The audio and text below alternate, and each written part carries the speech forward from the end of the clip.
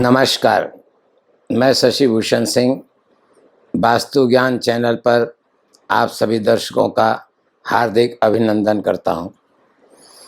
आज के एपिसोड में मैं आप लोगों को घर का मुख्य प्रवेश द्वार निकालना बतलाऊंगा, जिसके द्वारा आप पता कर सकते हैं कि आपके घर का मुख्य प्रवेश द्वार कैसा है और किस तरह का फल प्रदान कर रहा है। यदि आपको ये जब पता लग जाएगा कि आपका मुख्य प्रवेश द्वार किस तरह का फल दे रहा है या उसमें कमी क्या है, तो आप उसको दूर कर सकते हैं या उसके दूर करने के और भी उपायों को मैं बताऊंगा, और वो समय समय पर आप लोग वीडियो से जुड़े रहिएगा। आप देख रहे होंगे कि मैं बराबर कोशिश कर रहा हूं कि आप लोग को छोटे से छोटे समय में ज़्यादा से ज़्यादा बातें बता सकूं, और कोई मजमे वालों की तरह मैं आपको फंसा करके ना रखूं कि आप अनावश्यक रूप से मेरे संग जुड़े रहें और मेरी फालतू की भी बातों को सुनते रहें। ना फालतू की बात सुनाने का मेरे पास समय भी नहीं है। तो मैं चाहता हूं कि आप लोग को बारी बारी से अच्छी बातों को बताऊं, वैसी बातों को बताऊं जिनको कि आप पुस्तकों के भीतर भी नहीं देखे होंगे। मकान हो, दुकान हो, फैक्ट्री हो, कोई भी जगह हो, हर जगह का वास्तु विश्लेषण करना ही चाहिए, और उसका करने का विधि केवल एक ही है। ये पूरा वास्तुशास्त्र जो है मैग्नेट टाइप का चीज़ है, मैग्नेट पर आधारित, चुंबकीय शक्ति पर आधारित होता है। और चुंबक को जिस तरह से आप जितना भी टुकड़ा कर देते हैं, उसके नॉर्थ पोल साउथ पोल अलग अलग हो जाते हैं। ठीक उसी तरीके से अगर देश का वास्तु देखिएगा तो कुछ और होगा, प्रांत का वास्तु देखिएगा तो कुछ और होगा, प्रांत के भीतर जो है ग्राम का वास्तु देखिएगा तो कुछ और होगा। प्राय वो गांव ज़्यादा तरक्की करते हैं जिनके पूरब उत्तर में जो है नदी बहती है। आप इन सब चीज़ों का आकलन खुद भी कर सकते हैं जो कुछ मैं बता रहा हूँ। तो ये कोई कहने की चीज़ नहीं है, ये सब समझने और देखने की चीज़ है। पिछली बार के एपिसोड में मैंने बतलाया था कि ये एक चौकोन प्लॉट है, और इस चौकोन प्लॉट में यहाँ पर उत्तर दक्षिण की रेखा केंद्र से इस दिशा में पार करती है। तो ऐसी स्थिति में जब हम इसका वास्तु विश्लेषण करते हैं तो हमको पूर्व इधर, ईशान बीच में, उत्तर इस साइड में, वायव्य यहाँ पर, पश्चिम यहाँ पर, नैऋत्य यहाँ पर, दक्षिण यहाँ पर, और ये पूरा क्षेत्र ब्रह्मस्थल प्राप्त होता है। इसको मैंने जो है आपको निकाल करके दिखाया था कि किस तरीके से जो है हम लोग दिशा का निर्धारण करते हैं। तो इन सब के लिए आप पीछे का एपिसोड देखते रहिएगा। अभी हम आपको जो है इस बार बताने जा रहे हैं कि मुख्य द्वारों का निर्धारण कैसे करते हैं, लेकिन इसके पहले कुछ बातें तो करनी ही पड़ेंगी। अब उसी चौकोन विधि का उपयोग करके हमने एक प्लॉट को लिया जो मेरे पास विश्लेषण के लिए आया था। इस विषय में भी आपको मैंने पिछले एपिसोड में बताया था। तो इसमें मैंने आपको सभी दिशाओं को निकालने के बारे में बताया था, और इस तरीके से यहाँ पर ये आपका नैऋत्य क्षेत्र मिलता है जिसको साउथ वेस्ट कहते हैं। यहाँ पर ये नॉर्थ वेस्ट मिलता है जिसको कि वायव्य क्षेत्र कहते हैं। इस जगह पर ये पूरा आपको ईशान क्षेत्र मिलता है जिसको कि नॉर्थ ईस्ट कहते हैं, और ये पूरा क्षेत्र यहाँ पर मिलता है जो वो साउथ ईस्ट कहते हैं। इसमें आप भली भांति देख पा रहे होंगे कि मकान का कोना किसी दिशा का कोना नहीं कहलाता है। कोना निर्धारित होता है कंपास के माध्यम से। और अब इसमें मैंने एक चीज़ आपको एक दिखाया था कि ये जो मुख्य गेट है, ये मुख्य गेट जो इसका प्रवेश द्वार है, इसको मैंने निकाला था तो ये वरुण क्षेत्र में आया था। आगे मैं आपको यही बताने जा रहा हूँ कि ये वरुण क्षेत्र क्या है और कैसे निकाला जाता है। इस पर आप लोग ध्यान दीजिएगा, मैं आपका समय ज़्यादा बर्बाद करने के चक्कर में नहीं हूँ। अब आप एक इस चार्ट को देखिए।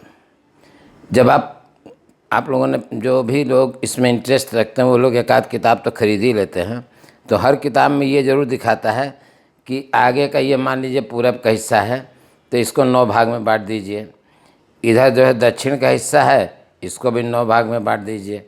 यानी कि 9 भाग में इसको इस तरीके से बांट दिया जाता है। और बांटने के बाद हर एक अलग क्षेत्र प्राप्त होता है जिसको कि अलग अलग नाम दिया गया है। इन नामों में भी जो है जो प्रवेश के मुख्य स्थान होते हैं, जैसे पूरब की ओर आप लेकर के चलिए तो ये जयंत, इंद्र और सूर्य, ये 3 मुख्य प्रवेश द्वार हुए। यहाँ पर का प्रवेश होना जो है शुभ माना जाता है। उसी तरीके से दक्षिण की ओर चलिएगा तो बृहच्छत, यम और गंधर्व, ये 3 क्षेत्र मिलते हैं जो कि मुख्य प्रवेश द्वार के लिए उत्तम माने जाते हैं। पश्चिम की ओर आप चलिएगा तो वरुण, पुष्पदंत और सुग्रीव, ये 3 मिलते हैं। उत्तर की ओर सोम और भल्लाट मिलते हैं। बाकी सब जो स्थान हैं वो कोई न कोई बुरा फल ही प्राप्त करने वाले हैं, बुरा फल ही देने वाले हैं। तो हम ये निकालेंगे कि वास्तव में अगर कोई मकान बना हुआ है तो उसका प्रवेश द्वार जो है, अगर हम कैसे चेक करेंगे कि ये सही है या गलत है, और अगर गलत है तो वो किस तरह का गलत प्रभाव डाल रहा है। और जब हम ये जान जाएंगे कि किस तरह का गलत प्रभाव डाल रहा है तो उसको दूर करने का उपाय भी हमारे पास मिल जाएगा। जब रोग पता चल जाएगा तो उसकी दवाई तो है ही, इसमें तो दो राय नहीं है।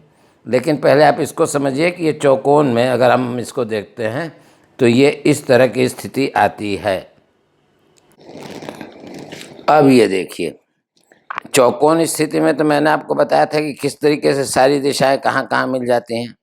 लेकिन अगर हम इसी को कंपास के माध्यम से जब हम किसी केंद्र से इसका निर्धारण करते हैं कि कौन सा दिशा किधर है और क्या क्या शुभ है अशुभ है, तो वो हमको सारे फल प्राप्त हो जाते हैं।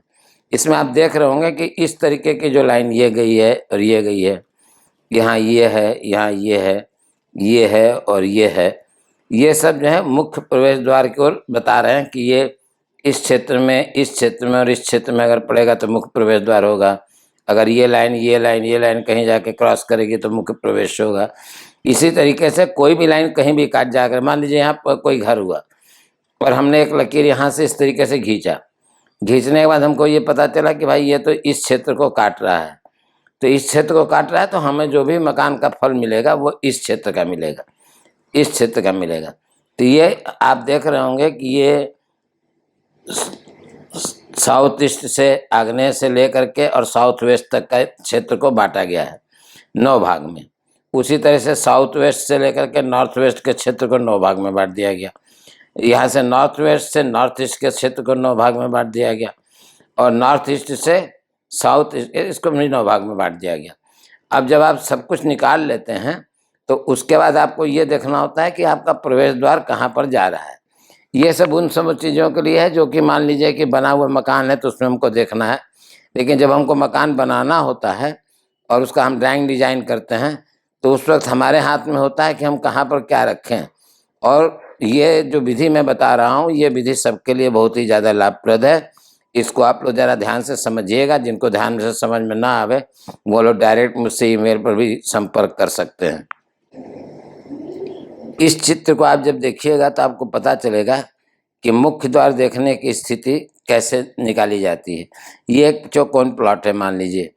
इसके केंद्र से हमने जो है एक रेखा खींचा जो इस साइड में आ रहा था, इस साइड में, और हाँ ये आकर के कटा यहाँ पर। कहाँ कटा? इस जगह, यहाँ आकर के कटा, और ये वरुण का क्षेत्र था। इसका मतलब कि यहाँ पर हम इस पूरे प्लॉट का, ये अगर ये बाहर का कैंपस है तो कैंपस के मेन गेट का निर्धारण हमने किया तो ये संजोग से यहाँ पर आकर मिल गया। बहुत ही अच्छी बात है, एक किनारे से मिल गया, कोई भी नक्शा बढ़िया से बन सकता है। लेकिन यहाँ पर हमको वरुण क्षेत्र मिल गया, और वरुण क्षेत्र से जो लाभ होते हैं वो बहुत ही फलदायक हुआ करते हैं। वरुण क्षेत्र में जो है धन धान्य सौभाग्य की वृद्धि होती है। लेकिन इसके अंदर एक प्रॉब्लम है, इसमें राजभय लगा रहता है। तो मेरे कहने का मतलब है कि जब आप जानते हैं कि राजभय इस प्रवेश द्वार से लगेगा तो ये अब आपकी जिम्मेदारी होती है कि आप ऐसा कोई काम ही न करें जिससे राजभय की संभावना हो।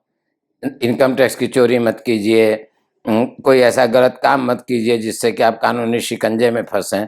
क्योंकि धंधा नहीं मिलता है तो आदमी का दिमाग थोड़ा बहुत तो गड़बड़ा ही जाता है, लेकिन उस पर नियंत्रण आपको रखना होगा। और अगर उस पर नियंत्रण नहीं रखिएगा तो ये प्रवेश द्वार सब कुछ देते हुए भी आपको जेल भिजवा सकता है। इस तरह से आपने देखा कि सभी दिशाओं के बारे में स्पष्ट रूप से बता दिया गया कि कहाँ पर कौन सा उत्तम स्थान है और प्रवेश द्वार का निर्धारण हम कैसे करते हैं। और ये नियम हर जगह लागू होता है। लेकिन कैसे? जब आप कोई पूरे प्लॉट को लेकर के चलते हैं तो पूरे प्लॉट का आप निर्धारण कीजिएगा। अब जब पूरे प्लॉट का निर्धारण कर लीजिएगा तब उसमें आपको पता चलेगा कि भाई हमको किस दिशा में ज़्यादा जगह छोड़ना है, किस दिशा में कम जगह छोड़ना है, मेन गेट हमको कहाँ रखना है। उसके आधार पर फिर हम उसके भीतर के नक्शे को बनाएंगे। भीतर के नक्शे के एरिया को जब आपने सेट कर लिया तो फिर उसका वास्तु निकालिएगा, उसका फिर मुख्य प्रवेश द्वार निकालिएगा। इस तरीके से जब आप काम करते हैं तो वो वास्तु सम्मत कार्य होता है। और मैं यही आप सबको समझाना चाहता हूँ कि आप लोग किसी भ्रम में ना रहिएगा। और ये सबसे ज़्यादा फायदेमंद तो उन लोगों के लिए है जो लोग कि किसी मकान का नक्शे को बनाते हैं, या वैसे लोगों के लिए भी है जो इंटीरियर डेकोरेटर का काम करते हैं, ताकि वो समझ सकें कि वो कहाँ पर क्या रखना है, कैसे रखना है, जिसको कि हम आगे के विषय में बताएंगे। तब काम कठिन है जीवन थोड़ा, पगला मन घबराए, उमरिया घटती जाए रे। हकीकत तो यही है। हकीकत यही है कि इस चैनल को मैंने तब शुरू किया जब मैं अपने ज़िंदगी के आखिरी पड़ाव पे हूँ। चाहता हूँ कि जो कुछ भी ज्ञान अर्जित किया हूँ वो आपको मैं जल्दी जल्दी फटाफट बता दूँ, वरना इस कोरोना महाराज का क्या ठिकाना है। आप लोग ज़्यादा से ज़्यादा पहले तो मुझसे जुड़िए, सब्सक्राइब कीजिए, ताकि मेरा भी मनोबल बढ़े और मैं आपको जल्द से जल्द अच्छी बातें बता सकूँ।